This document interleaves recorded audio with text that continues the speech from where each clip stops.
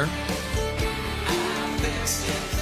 It's Hank Linderman here at Getting Angry on Thursday, October 1st. I hope you all are doing okay. We're certainly getting our share of challenges this year. We're just going to take a quick look at this right here from the KDP.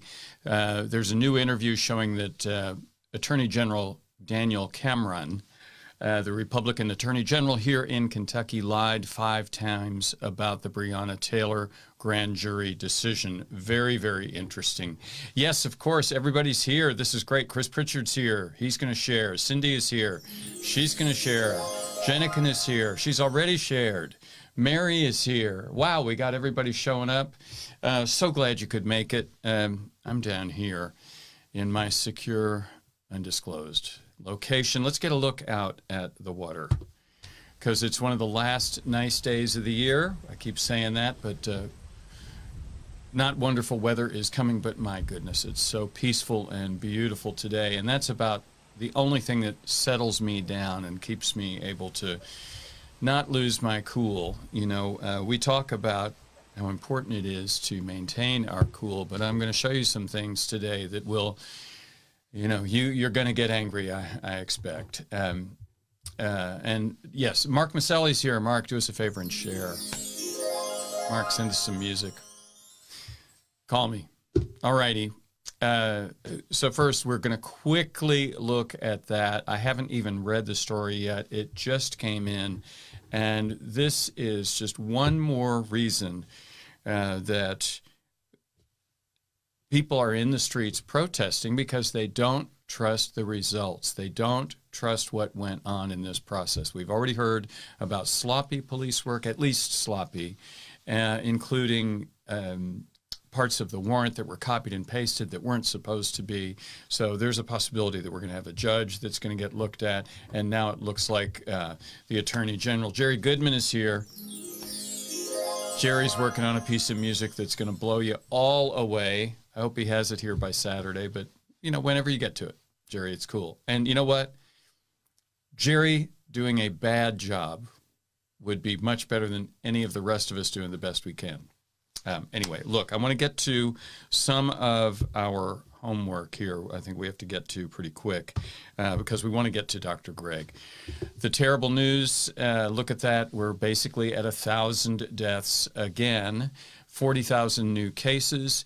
Notice that India is doing their best to catch up to us with new cases, and they will probably, we're at 7 and closing in on 500,000.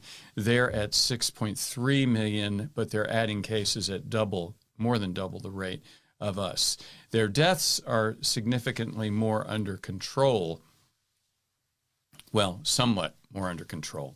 So who knows how that will end. I'm certain that they will ultimately get in position to be more infected than us. But hey, all right, here we go.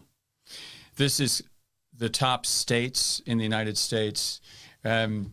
Yes, Alexandra says she's tired. We are all really, really tired. I'm going to say Texas looks like they're on tack. They've already gotten more total deaths than California, although New York and New Jersey, I think, still. No, it looks like maybe Texas is just about to pass New Jersey for the number 2 spot.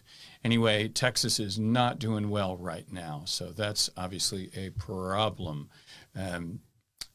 Let's go on to, that's kind of all I want to talk about on that. I want to show you really quickly. This is something, the whole Proud Boys thing has kind of blown up in our faces. And if there are those of you who don't understand what the Proud Boys are, because I sure didn't, I thought it's just another bunch of guys that, like to dress up in militia and, talk extremely and, they support the Second Amendment and so on. And I don't have much trouble with all of that, although I do think it's ridiculous to allow folks with weapons into the Kentucky Capitol, into the Capitol building. Just seems crazy. But what I want to show you is a video from someone named, you've probably heard of Joe Rogan.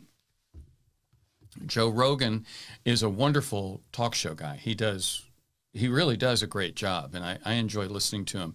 He's very calm, and he does a good job of getting the best out of people, and people tend to open up and talk to him. But every once in a while, he gets misled by someone who's very, very nice to him. So what I'm going to show you now is, it begins with a little bit of a video from, sorry about that. I meant to go back to, let's go back here. It starts with a little bit of a video cut from him discussing this leader of the Proud Boys. And then we're going to see some video that comes from the Proud Boys themselves. So let's have a look at this. Oops, sorry. I think that I have had a couple podcasts with him, and people have had like weird conversations with me about it. And I've said, this is one of the things that I've said, I was like, look, that guy's mostly fun. Yeah. Mostly fun. I started this gang called the Proud Boys. And The Proud Boys? The Proud Boys. What's Proud Boys about? We will kill you. That's the Proud Boys in a nutshell. We will kill you. We look nice. We seem soft. We have boys in our name. But like Bill the Butcher and the Bowery Boys, we will assassinate you. Now, part of the reason I agree to do the talk is because I'm allowed to bring all my guys. And we can fight our way in and fight our way out. Beating the shit out of these people. I think it's our job to do it. And the cops just turn a blind eye. If you're wearing a MAGA hat, as Sal is right now. Sal's in the studio, folks. Oh my God, it's Sal Cipolla. Where are you from? On here. Wow, you came a long way. You're wearing a MAGA hat, and some guy with a slightly punk demeanor comes up to you and says, hey, are you Sal or are you pro-Trump? Choke him. Trust your instincts. Don't listen to what he has to say. Choke him. If I do a video where I say, how about we start throwing bricks? Is that legal? You can't call for violence on a specific person, but can you say they're throwing bricks? We should throw bricks. Can you call for violence generally? Because I am. Fighting solves everything. We need more violence from the Trump people, Trump supporters. Choke a motherfucker. Choke a bitch. I apologize for letting that one bad word through. I apologize for that. But I wanted you to see what these guys are and what is at stake. And the idea that President Trump says he doesn't really know who they are, but would they please stand back or stand up and stand back, kind of wait for further instructions is dreadful. So that's enough to get you really, really angry. And I think it's completely forgivable for us to say, this is a problem. I'll also mention, I don't have the screenshot of it, but there is I keep telling you all about the Bulwark. They sent out an email today, and they made the comment that America has a militia problem. And I thought that was a fascinating statement. In fact, I found a quote. Let me see if I can find this really quickly, because I sent it out to someone today. And here's, this was quoted in the Bulwark email that I got. See, what the death camps really teach us about Nazism, what the whole final solution teaches us, is that no amount of education can automatically save you from tribal barbarism. And I think that's what we are looking at. We're looking at tribal barbarism when we look at the Proud Boys. So I think they're a very dangerous thing. Now, look, it's about time for us to talk with Dr. Gregg. Gregg Adams, good Dr. Adams. So maybe we should call him. Call Gregg Adams. Calling Gregg Adams. iPhone.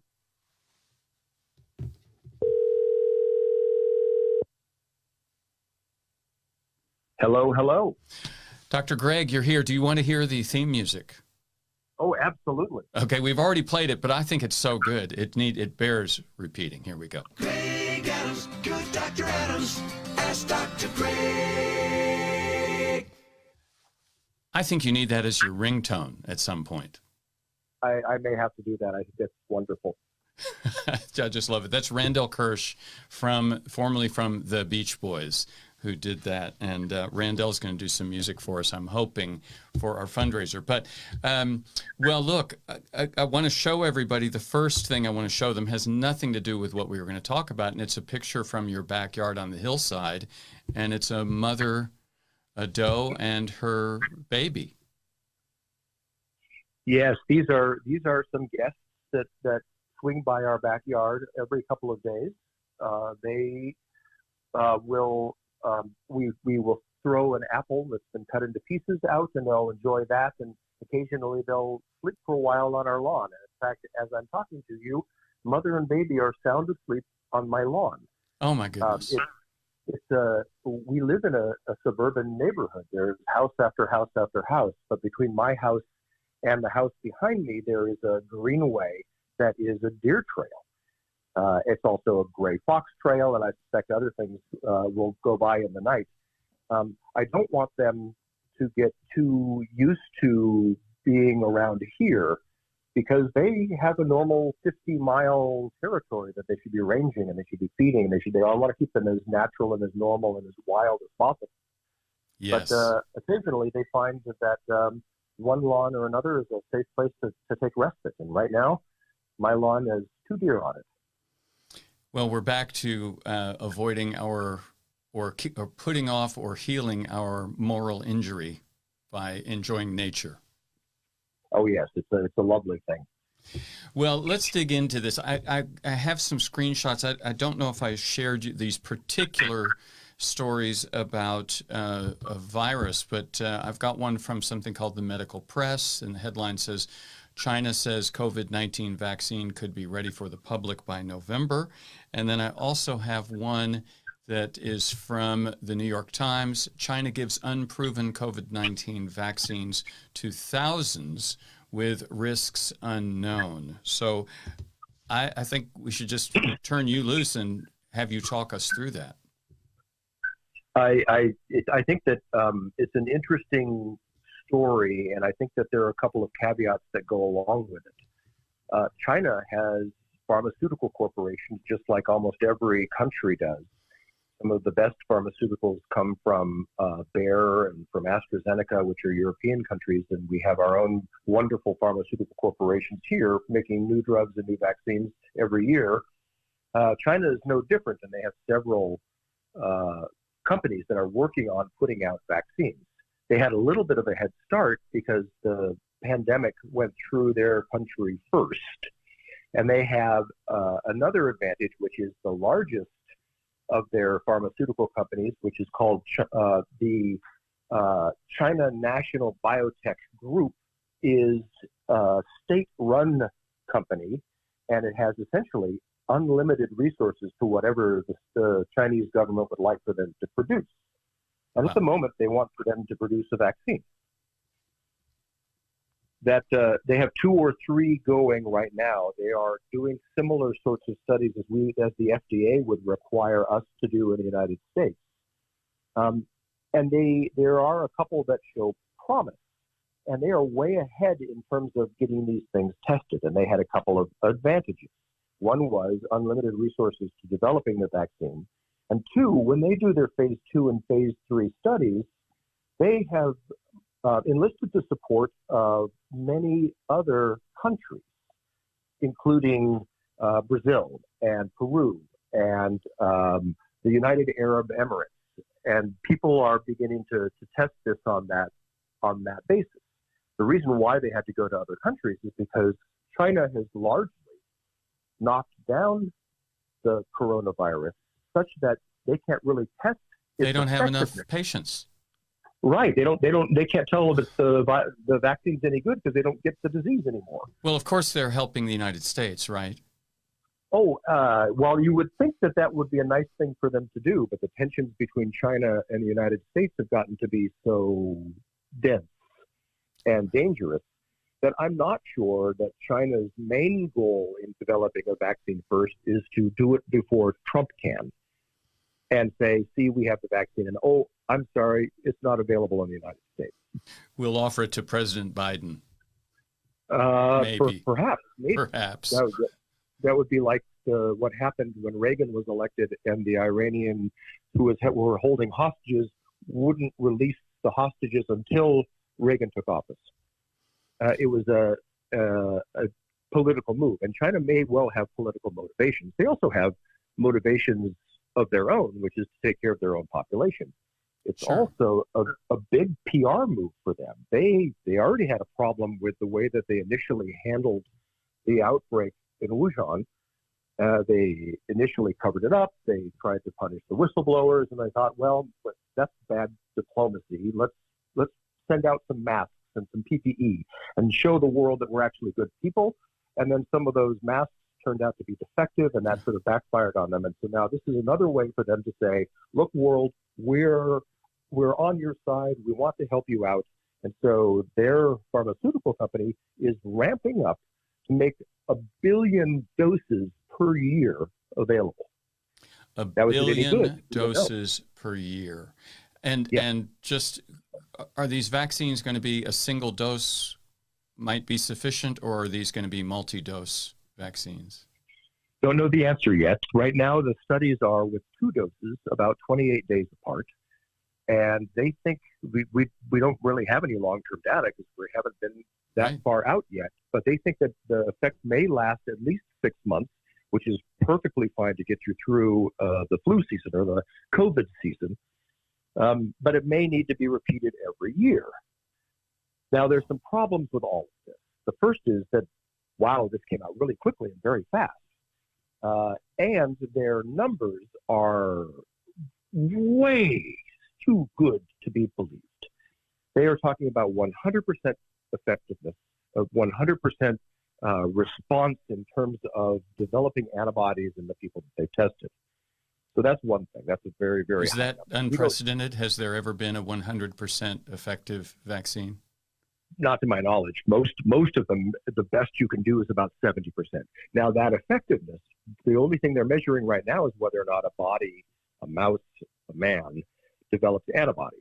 It doesn't tell you at all whether or not that antibody is going to be effective at knocking down a future infection. We don't know anything about that. Now, don't the they? Other thing that's odd, sorry to interrupt you. Go ahead. The other thing that is odd is that they have been vaccinating hundreds of thousands of people in China, even though they don't have the final results of the effectiveness of this vaccine. Well, that was going to be my question, actually. They have another advantage, which is they can kind of have their way, or they seem to have the, let's say it this way, they have a willing public. Yeah, I think that's a nice way to put it. It's a careful way to put it. They have released this vaccine for what they call emergency use or emergency therapy into a population that has no emergency anymore. Right. And so it's being given to all of these people. And interestingly, the people that got it first was everyone in the pharmaceutical organization and a bunch of government officials, but it wasn't the top government officials. It was the middle level government officials. It was like the vice mayor and things like that. So they were expendable slightly. Yes. I'm not sure I would be first in line. Yeah. Well, I'm sure you would not be first in line, at least not willingly. I would like to see some of the data. And they've not been very good at showing us what the real data is. I'm not sure the real data is really available. Right now, they're only in the is it safe and is it effective to make antibodies sort of stage of the development. But when it starts vaccinating everyone with this, China doesn't do things in acts of desperation. They do things with a determination. Right. And so it makes me wonder whether or not this vaccine is not just good for this virus, but maybe other viruses they may know about. Excuse me? Say that again? It is the fact that they have begun to so completely spread this vaccine out in China means that they want to protect the population. They want to protect this population from a virus that they say that they've made this vaccine from, but no one knows what they've made this vaccine from. Oh. And so I don't want to spread a conspiracy theory. It's sort of against my religion. But it's what really tells me is we have to ask the question of why, if there is no pandemic anymore, a lot of Chinese citizens are now being vaccinated with this. Well, my cynical side says because there's billions of dollars at stake. Oh, for sure. Yeah, and each dose of this costs about $150. Are you kidding? So we're talking about $150 billion a year of vaccines. Yeah, it's a pretty penny, or pretty on, as you would say in China. What's the line? 150 billion here, 150 billion there. Pretty soon you're talking real money. Exactly. I'm just flabbergasted by that. I just don't know what to say. Well, okay, so if you want to add to the conspiracy theory format, the company that is making this, and there's, like I said, there's about 4 different companies that are doing this, but the CNBG, the China nationalized organization, has a long history of making vaccines. One of their partners was Bill Gates, who came in and supplied grants and logistical help so that they could make close to 100 million doses of the polio vaccine. And then they're very close to eradicating polio in the world, like we've eradicated smallpox. Right. And so if you want to be a conspiracy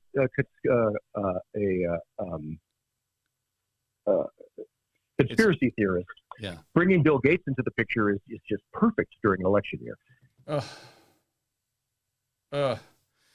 Well, gosh. Well, it does look like at least there are some vaccines on the way for some virus. We're not sure which one, and from some nation or some nations, and they will be available to some citizens in some countries. So good news. It is good news. And I think that we've been able to ramp up. I think that there is a reasonable approach to this. The reason why the FDA is always so careful is because there's always been the thought that the pharmaceutical companies are always out for the profit, not necessarily out for the complete public safety portion of it. And and I wonder if you saw California Representative Katie Porter grilling the CEO of a drug company recently. Yes, and they are for profit. When you have a company that's for profit, there's only one bottom line to anything that they do, and that is profit. They're providing good things. No one's going to say that an effective vaccine is a bad thing, but when you watch what happened to the cost of EpiPens or the cost of insulin, you realize that the public health, the well-being of society is not as high on their mission statement as the profit. Was that Martin Shkreli? Was that his name? Yes, I think so. And what do you happen to know off the top of your head? Maybe you've run into an EpiPen recently. Are they still around $800 for the branded one? Yes. $800, but when they'll say, well, what price do you put on your life? Well, it will be $8,000. Yeah. Wow. Well, we're heading into an ugly area that I don't want to do that. I don't want to do that. And in fact, I have John Winkleman coming on tomorrow to talk about the various competing medical plans going forward that are being represented in the election. But let's switch gears a little bit, if it's okay, which is, could we talk about that second article I sent to you, which is in the Atlantic? It says, this overlooked variable is the key to the pandemic. And you had a quick look at that and did some visual aids that I can put up once you tell me what you want me to put up. Oh, so your evaluation of this article was spot on. And what it was an article that says that we're studying the spread of this virus in the wrong way. We know what the R naught value is, which means what happens when one person has the virus and then comes in contact with another person. If I have a virus and I spread it to 3 people, they would call that an R naught of 3, meaning how contagious is this? Right. But an R naught is an average, and it's an average that is like saying the average house price in Colorado is $500,000.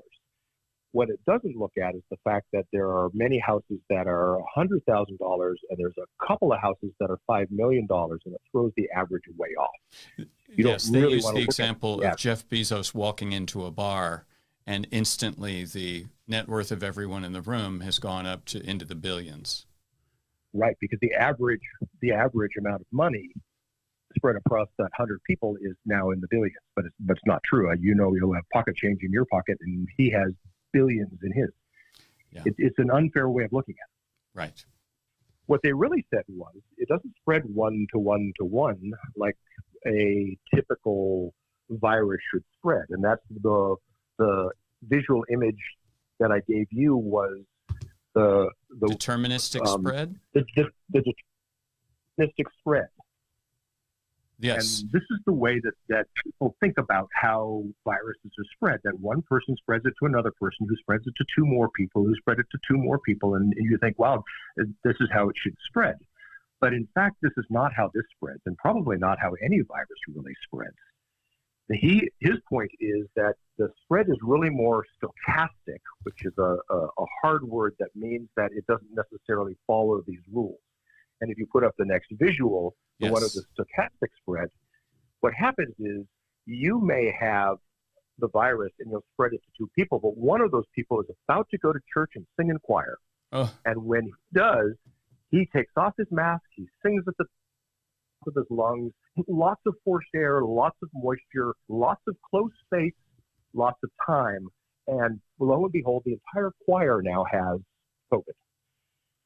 And it's those super spreader events that he's looked at in this article saying, these are the things that we really should be studying.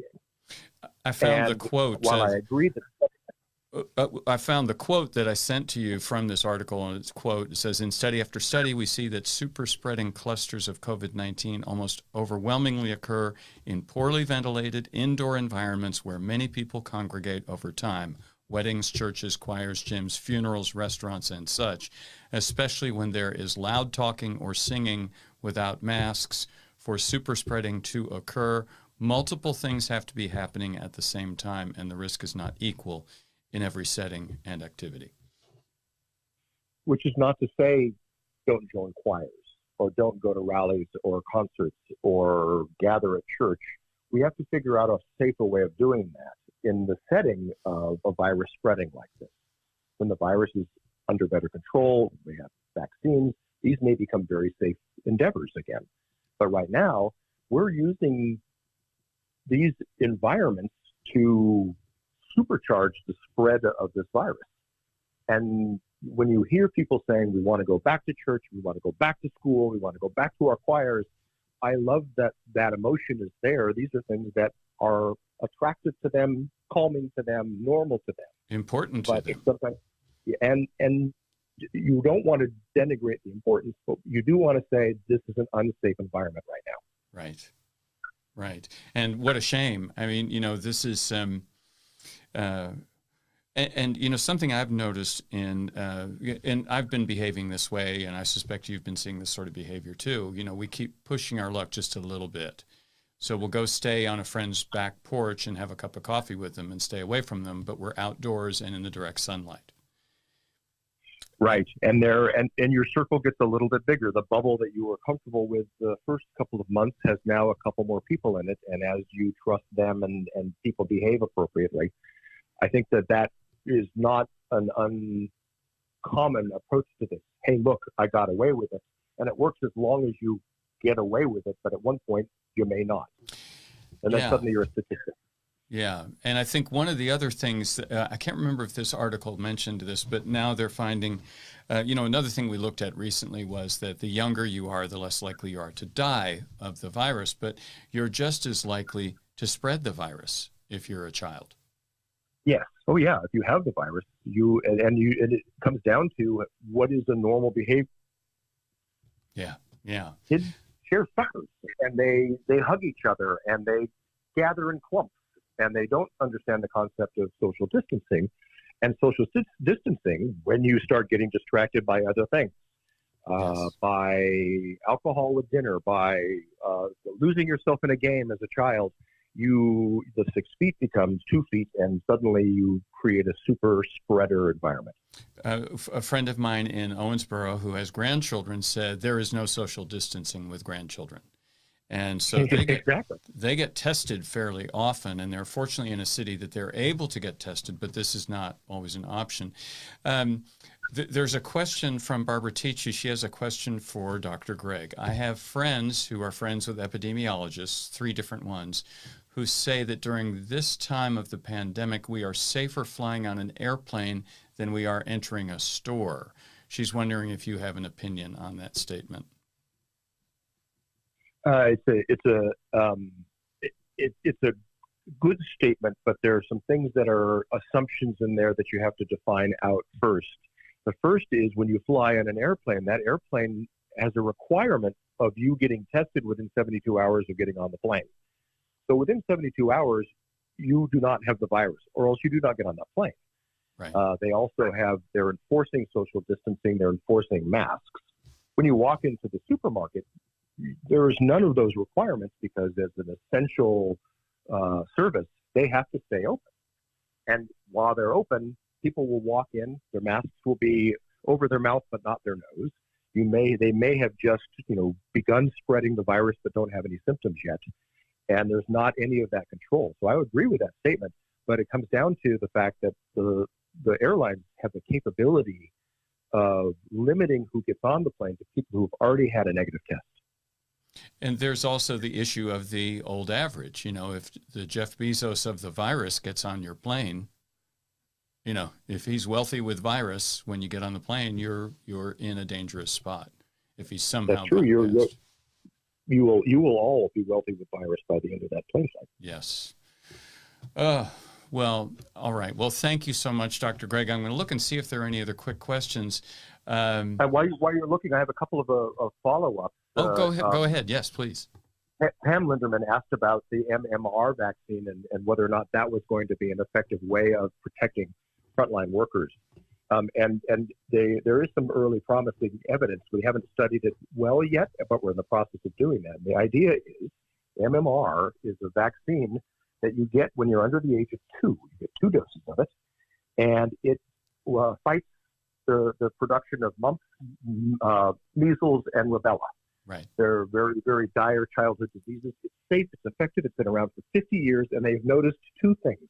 It's an attenuated virus vaccine, which means they take these viruses, they weaken them so they don't cause disease, but your body will form antibodies against them. And they found that there are some shared antigens between these attenuated viruses and the SARS-CoV-2. It is the antibodies that are developed for the MMR actually sometimes recognize the virus that causes COVID. And they're thinking maybe we could use this because we know it's safe and effective in the meantime while we're developing a specific vaccine against it. So I think it's very promising. They're just now beginning to do an international study, and so there's more on that later. Is someone with a pre-existing condition, such as someone who's had some comorbidity, for example, multiple rounds of pneumonia, should they ask for that MMR vaccine? So yes, you can do that. There is the MMR is one that they're beginning to do boosters on anyway because they're noticing that some people have begun to lose their immunity to it. It's one of the reasons why they think that kids were initially more resistant to catching the coronavirus because they had more recently received the MMR. Yes. So yes, you can ask for it. It's not yet released for that sort of use under emergency use, but I don't know that anyone's going to balk at it because we're already giving it again to booster people who are beginning to sag in their MMR resistance. Well, that does make a lot of sense. And by the way, Pam just said thank you. So my pleasure. The other thing that I looked into was the medication that was, I'm going to say it wrong, calibrutinib, which is a medication that they're beginning to use to combat the effects of COVID when they're severe. there are only two drugs that they're using that they have considered very effective. One is the dexamethasone, which is a steroid, and the other is the remdesivir, the medication that decreases the sort of RNA production in this virus. Well, remdesivir was discussed early on, and that's a lupus drug. Is that correct? Are you thinking of the chloroquine? Oh, hydroxychloroquine. Okay, no, remdesivir is another antiviral. Yes, it's a RNA transcriptase inhibitor. It doesn't allow the virus to reproduce. It takes advantage of the fact that this virus reproduces its genetic material differently than we do, so we can block the genetic formation of this virus without affecting us. Wow.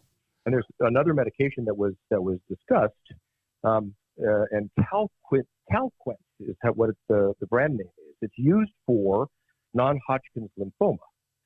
Mm-hmm. It's a tyrosine kinase. The tyrosine kinase blocks the communication of one cell to another if you inhibit it.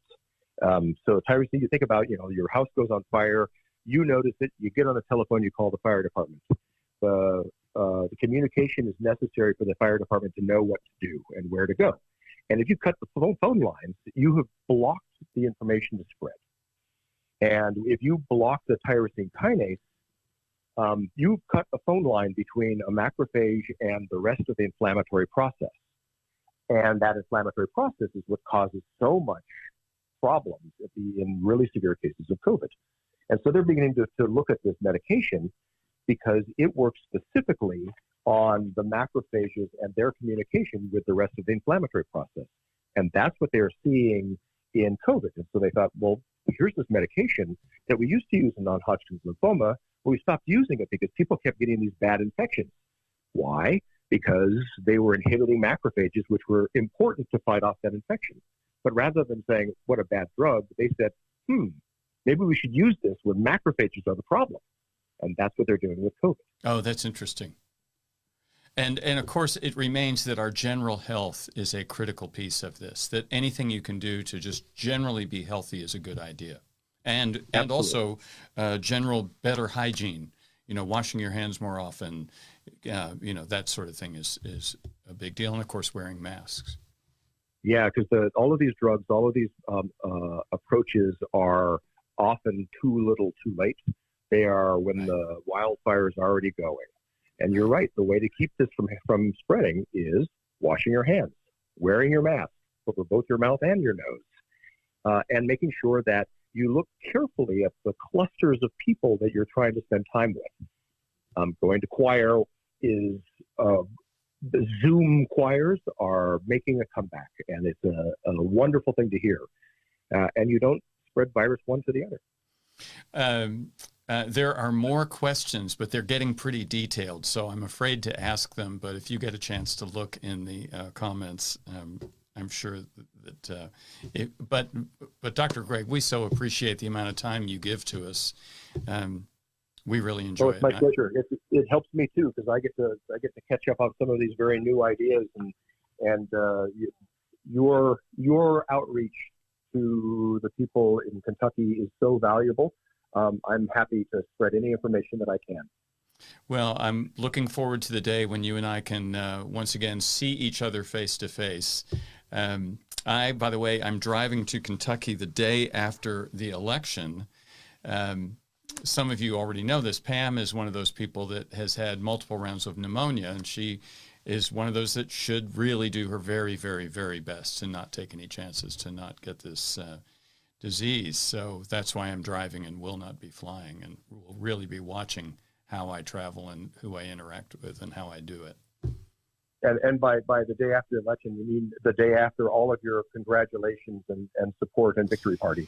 Yeah, that's certainly the hope. That is certainly the hope. Change is in the air. Change is definitely occurring, and I can feel it and I see it. We've started doing phone banking, by the way, and the response has been very, very good. So, but we're in the middle of a massive change, and part of it was influenced by a 100-year pandemic. And So sometimes that's what it takes to see real social change, is something that just levels the field.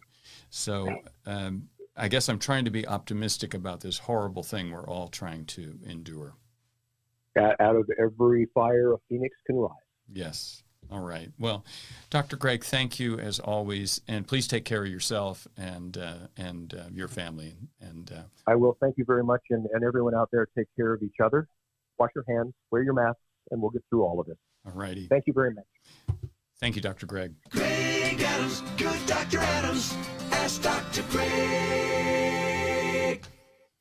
What a nice guy, and what a generous guy to spend his time doing that. Dr. Gregg is the head of surgery in Santa Clara County at the Santa Clara County Hospital, and he's a microbiologist, and he's just quite an interesting person. And I'm inspired each time that I talk to him. I'm grateful to have his help, and grateful to have you all there as well. Tomorrow we are going to have, as I think I mentioned, let's see if I can get his picture present. We're going to have John Winkleman back, and John is the gentleman who spent his life looking for fraud in Medicare, and he did his, I believe he did his thesis on single payer. And we're going to talk tomorrow about some of the details that were brought up in the presidential debate regarding health care. Some of those came up, and so he's looking at that, and we'll be talking about that tomorrow. So anyway, hope you all please take care of yourselves. Remember, we got plenty of reason to be angry. You don't have to convince me that you've got reason to be angry. But Mary wants to know how I met Dr. Gregg. That's an answer for another day. Remember, when you're getting angry, do your best not to be a damn fool unless you absolutely must, and I guess sometimes we must. Use it to focus your determination and to build up your courage to do the things that we do. All right, I will see you all tomorrow. Thanks so much.